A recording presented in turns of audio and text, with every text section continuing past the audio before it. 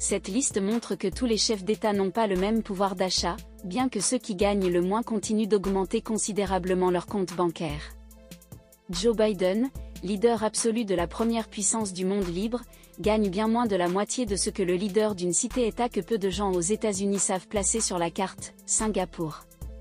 D'après un classement publié par le site Luxury Launch, le Premier ministre de Singapour est le chef d'État élu le mieux payé de l'univers, à notre connaissance, mis à part les royaumes arabes. Il est au-dessus de Biden et donc au-dessus de tout le monde. Voici la liste des 10 leaders avec le salaire le plus élevé en dollars, pour mettre tout le monde au même niveau. Nous nous sommes concentrés avant tout sur les 3 premiers. Mais avant de commencer, n'oubliez pas de vous abonner et de cliquer sur la cloche de notification pour ne pas manquer nos nouvelles publications. Top, c'est parti. Lee Hsien Loong, Singapour, 1952. Premier ministre de la République de Singapour.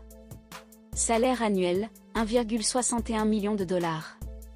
L'honorable Hsien Loong, militaire, mathématicien, homme politique et fils de Feu Lee Kuan Yew, fondateur de la cité-État de Singapour, est en fonction depuis 2004.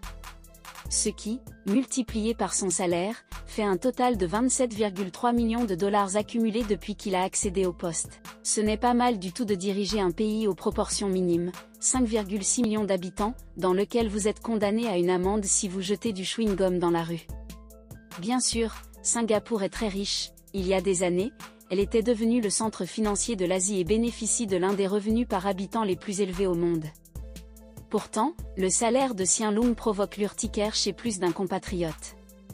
Il se défend, le président des États-Unis gagne moins que moi, oui, avait-il déclaré lors d'un débat au Parlement en 2012. Mais les résidents de la Maison Blanche voyagent avec Air Force One, vivent à la Maison Blanche et passent des vacances à Camp David.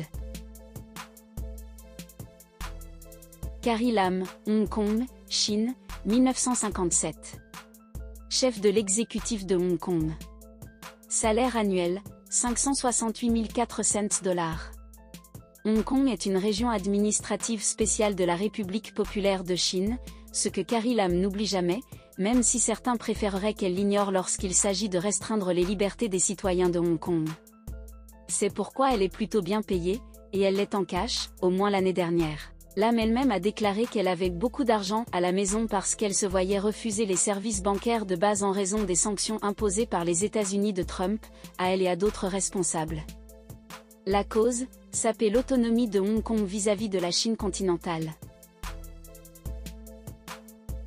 Joe Biden, Scranton, Pennsylvanie, États-Unis, 1942. Le président des États-Unis.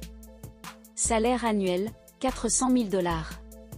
Le 46e président des États-Unis occupe l'un des postes les plus puissants au monde. Mais ce n'est pas la raison pour laquelle il est le mieux doté financièrement. Bien sûr, il n'y a pas de quoi être triste, car nous savons tous qu'une fois que vous êtes ancien président des États-Unis, vous commencez à donner des conférences à des milliers d'euros la phrase et vous gagnez beaucoup d'argent. C'est comme ça.